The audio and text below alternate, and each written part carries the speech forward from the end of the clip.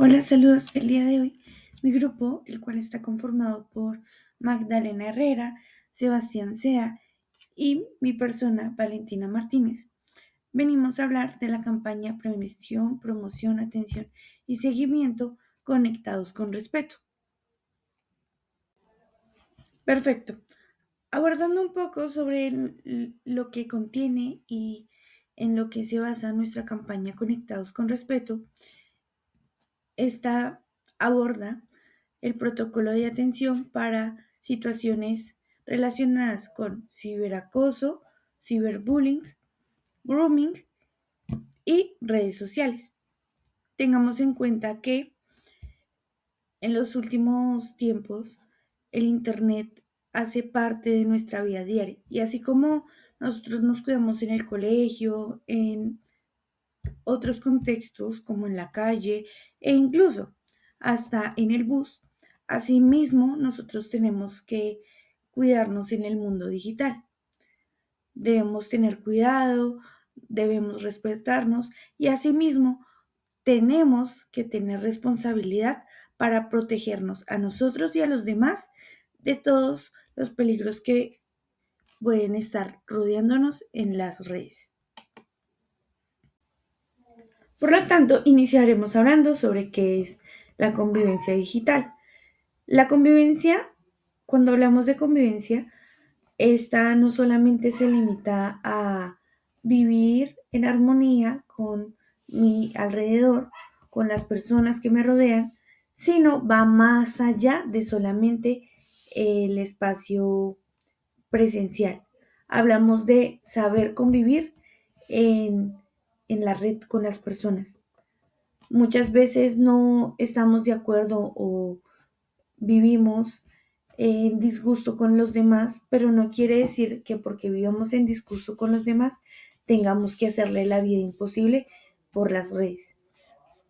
Por eso existen entonces lo que nosotros llamamos las reglas de la etiqueta, que son reglas de convivencia en la vida digital, es decir, respeto, responsabilidad en las redes sociales, manera en la que deberíamos eh, expresarnos y demás. Tengamos en cuenta que Internet también es un espacio público, al igual que el bus de Transmilenio, el aula de clase y otros lugares. Y pues que todas las interacciones dejan una huella. Es decir, que si actuamos mal en el mundo digital, eso puede repercutir en la manera en la que se siente esa persona. Si nosotros agredimos a una persona, ya sea con memes, burlas, comentarios, e incluso que lleguemos a exigir una foto de sus partes, eso puede repercutir tanto en la persona que es víctima como en el victimario. Ahora, todas estas situaciones tenemos que tenerlas en cuenta, ya que es muy importante el respeto, ya que protege la dignidad y el bienestar de todos. Bueno, y antes de hablar de nuestra campaña sobre el ciberacoso o la prevención del ciberacoso, tenemos que reconocer los tres riesgos más frecuentes sobre la era digital. Entonces esto, al comprenderlo, nos ayudará pues a no ser cómplices del daño y a una solución mucho más efectiva. Entonces la primera es el ciberacoso. Esto que tiene en esta era digital. Entonces son las publicaciones ofensivas, es decir, una publicación en diferentes redes sociales, como por ejemplo Facebook, Instagram, eh, Twitter, lo que ahora se conoce como X, TikTok, etcétera, etcétera, donde se busque dañar a otras personas. Con o sin fundamentos, esto no debería pasar. Burlas, humillaciones, exclusiones digitales, va muy de la mano. Entonces, que no, que se crea un grupo de WhatsApp solo para molestar a un alumno, etcétera, etcétera. Esto no se, eso se puede considerar un ciberacoso. El segundo de que trata es el grooming. Este sí ya tiene penalidad ante la ley, ya que eh, son los adultos que se hacen pasar por menores de edad con el único objetivo de obtener contenido sexual. Entonces esto ya sí se penaliza por la ley. Esto sí ya es mucho más delicado, esto sí ya se debe activar otros protocolos mucho, un poquito más subidos de nivel. Y el último es la difusión de contenido íntimo, es compartir imágenes o videos sin el consentimiento de la otra persona. Entonces esto también, en ciertos casos, también se puede llevar, tiene consecuencias ante la ley.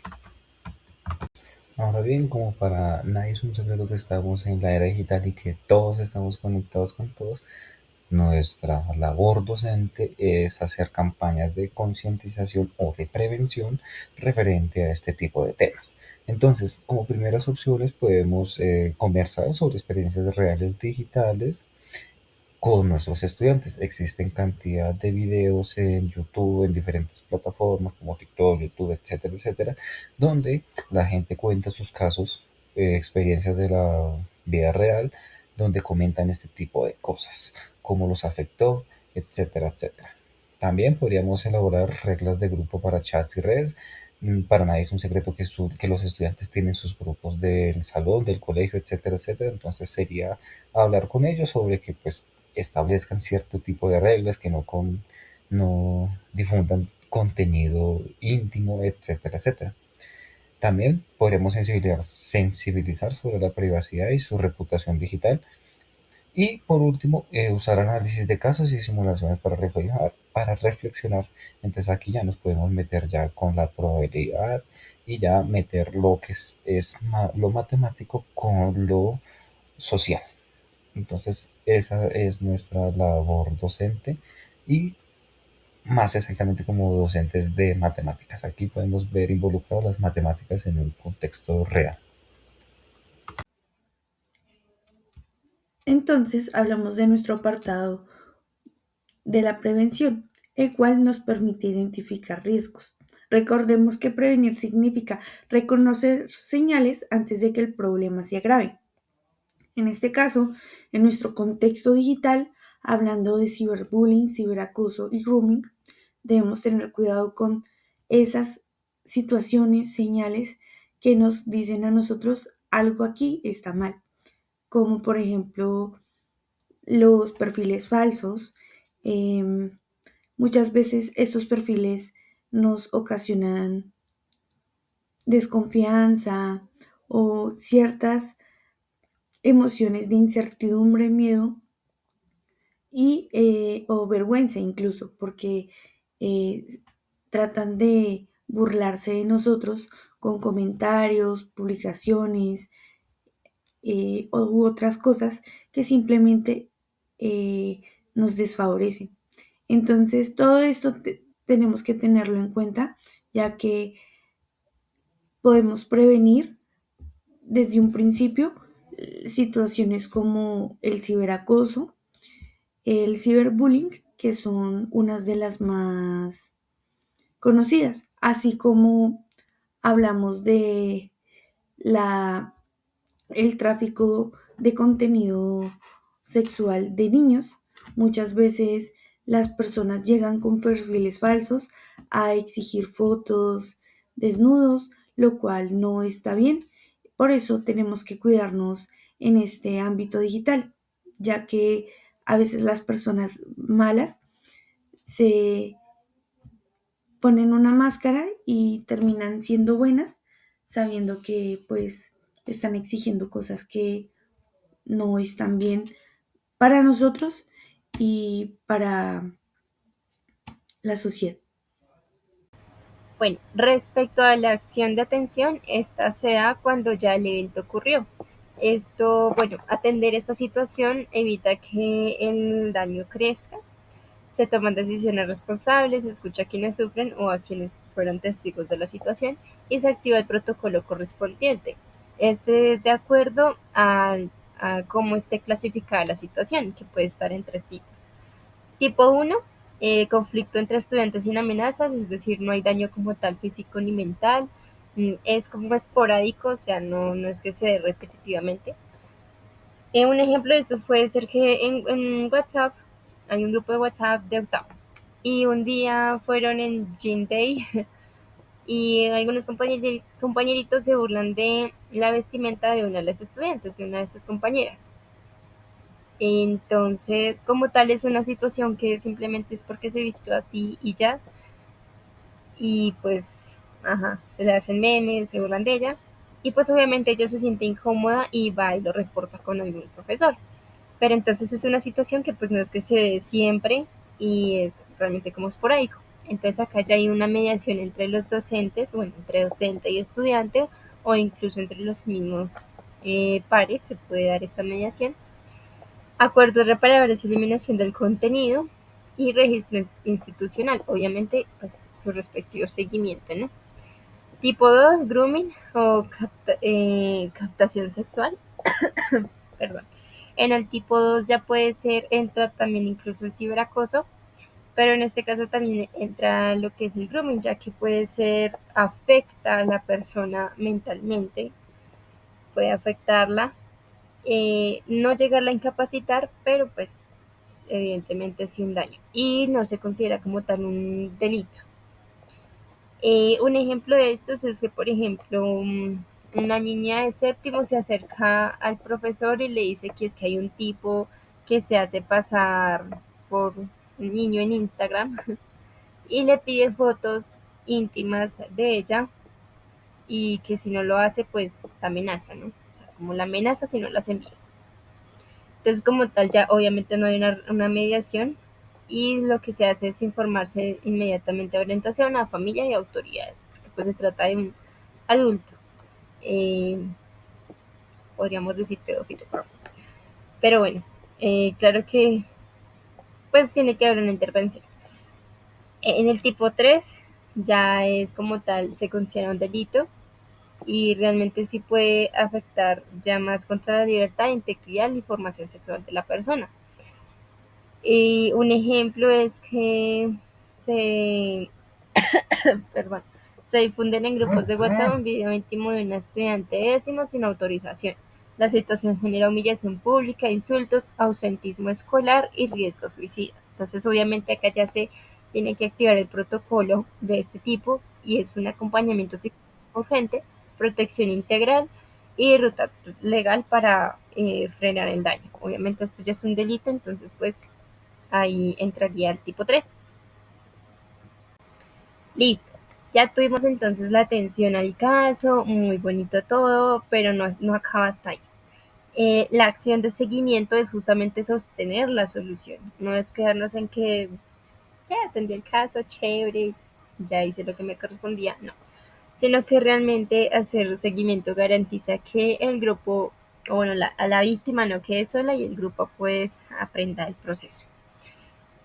Acciones, unas acciones pueden ser revisar el cumplimiento de acuerdos en el caso de tipo 1 en donde pues hubo la situación de que se burlan de la vestimenta de la estudiante, entonces los acuerdos que se pusieron fueron estos, entonces yo voy a estar siguiendo de que, haciendo el seguimiento correspondiente de que eso sí se esté cumpliendo y de que la relación o la convivencia entre los estudiantes pues no se vaya de mal en peor, sino que mejor.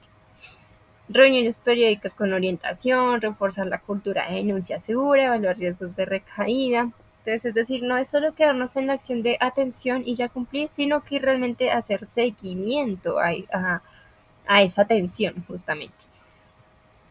Y es igual también como que seguir haciendo promoción, aunque ya haya pasado el evento, seguir previniendo ese tipo de situaciones, de pronto no con ese estudiante, con el estudiante afectado, porque pues evidentemente ya pasó, sino con los demás estudiantes. Entonces que ellos, o prevenir que los demás pues vivan la situación. Bueno, aquí ya pasó, ya pasó la situación y nosotros como docentes tenemos que identificar el tipo de caso que está en el contexto. Entonces, en el tipo uno tenemos lo que son burlas y memes, y es cuando existen bromas hirientes, eh, cuando existen publicaciones que ofendan a una persona, cuando se hacen comentarios, grupos, etcétera, etcétera. Entonces, ¿cómo se resuelve este tipo de problemas? Lo más factible es siempre llegar a una solución dialogando. Sí, entonces para esto con el fin de no de evitar una agresión. Entonces el protocolo sería la víctima informa de lo que está sucediendo y se tiene que hacer una mediación guiada. Entonces nosotros escuchar a ambas partes, entonces al afectado y el que afecta, entre muchas comillas. Eh, y ahí iniciamos una negociación. Entonces se tiene que llegar a un acuerdo. Entonces, entre esos acuerdos, tienen que llegar a la eliminación de ese contenido, del comentario, del grupo, etcétera, etcétera. Y eso no termina hasta ahí. Se tiene que seguir, se tiene que hacer un seguimiento posterior a esto para ver si continúan con esto o si ya este problema ya se erradicó de raíz. Ahora bien, para el tipo 2 tenemos el grooming, es decir, ya es mucho más delicado porque como lo dije en unas diapositivas anteriores, el grooming es personas mayores que se hacen pasar por menores de edad con el único fin de obtener contenido sexual. Entonces, ¿qué? Esto ya no se puede llegar a una negociación porque esto ya es un delito. Entonces lo que se hace en este protocolo es hacer que el afectado deje de responder al, al que está provocando este tipo de acciones. Como paso siguiente se tiene que adjuntar toda la evidencia posible desde los mensajes, fotos enviadas, fotos recibidas, etcétera, etcétera. Se tiene que reportar sí o sí a orientación y a rectoría, porque como digo, esto ya es bastante grave. También se tiene que notificar a la familia, puesto que al ser menor de edad, pues ya tiene que haber un responsable. Y también se tiene que informar a las autoridades judiciales, pues para que exista justicia y en caso tal un castigo para la persona que está haciendo este tipo de actos, porque está cometiendo un delito sexual al querer contenido sexual de un menor de edad. Entonces, mucho ojo con esto. Listo, profundizando un poquito más en el tipo 3, que es difusión de contenido íntimo, pues es súper delicada esta situación debido pues a que ya es simplemente el botón de reenviar y, y ya, y enviar contenido íntimo de una persona sin su autorización y que le puede llegar a mucha gente y compañeros, en el caso de, pues, de estudiantes, ¿no? O sea, compañeros de clase, profesores, familiares, o sea, le puede llegar a todas las personas y por lo mismo pues puede destruir la dignidad del afectado, el estudiante o la estudiante afectada.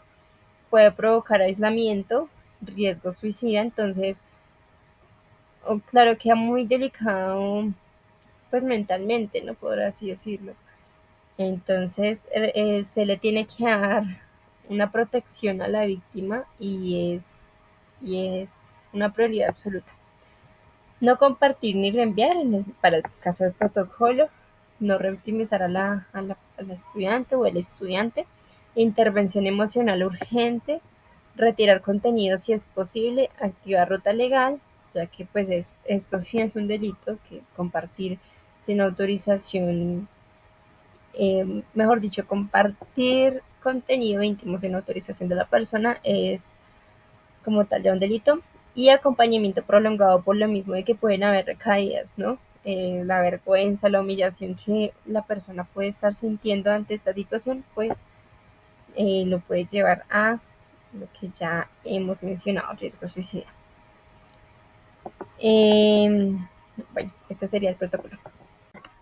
Y ya como tal, para finalizar, nosotros desde esta campaña queremos presentar una pequeña reflexión que, bueno, es la siguiente: lo que haces en línea también toca vidas, no hieras, no presiones, no expongas, conectarnos con respeto siempre es y será la mejor versión de nosotros.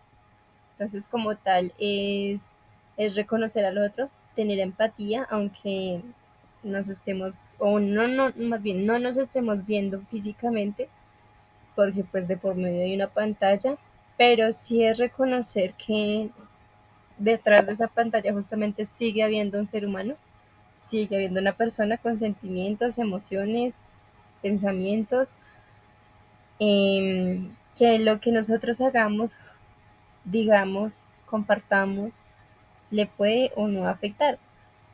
Entonces es como invitar a las personas igual a ser responsables de lo que hacen estando conectados, estando en línea, y que no son cosas solo de juego, sino que realmente lo que nosotros hagamos pues puede afectar a la persona.